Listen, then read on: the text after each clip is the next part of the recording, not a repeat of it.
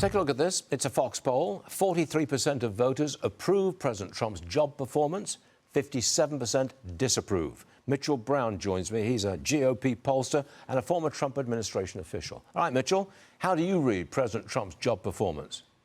Hey, Stu. And so first thing, when you're looking at this presidential performance, let's compare it to previous presidents in their second terms. So Barack Obama was sitting at 41% approval rating in his second term in March of that second year. And George W. Bush was sitting at 38%. So while Trump is higher than that, I wanted to put that caveat out there. So Trump is actually doing pretty well in comparison. So there are some areas where I think the Trump team can expand, and they're working to do so right now. But compared to previous presidents in their second term, he's actually above water. Fox News poll shows 50% of voters approve of the military strikes on Iran, 50% disapprove, an even split. When you break it down, only 20% of Democrats are in favor of these attacks. 84% of Republicans are in favor. How do you read the polling on this?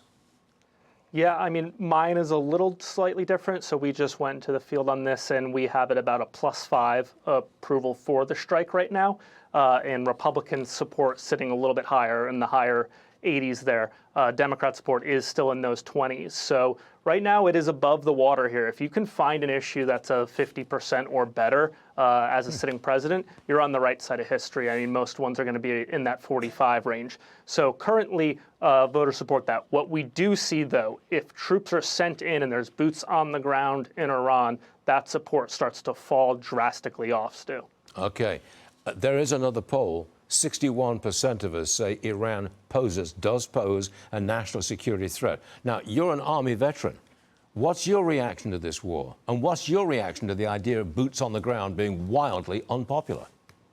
Yeah, I am also of that belief. I think that for our special operations forces who are conducting tactical, cohesive strikes and striking with our missile capabilities is a correct approach. I don't believe large troop movements are there. Those people are not intended to be in combat zones as of right now. Unfortunately, the 6 service members that were lost were of a support company that was in the area. What I do believe, though, and what most Americans believe, Iran is a threat. No one is denying that. How we handle that moving forward, what the new regime looks like, and what American presence on the ground is there. But I always think that after our past 21 years and my time in the service, that we need less foreign troop movements of Americans sitting there for large periods of time. If it can be tactical, special operations forces who are often in these environments, I am fully on board. But I know the Trump team and the people at the Department of War under Secretary Hegseth have the right things in mind. They have the right voices in mind.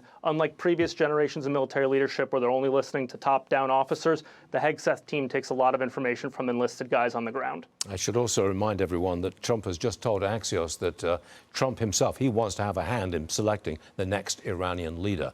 I wonder how that will poll. I wonder how it will go down. We'll find out, I'm sure. Mitchell Brown, thanks for joining us. Always a pleasure. See you soon. Thank you, Stu.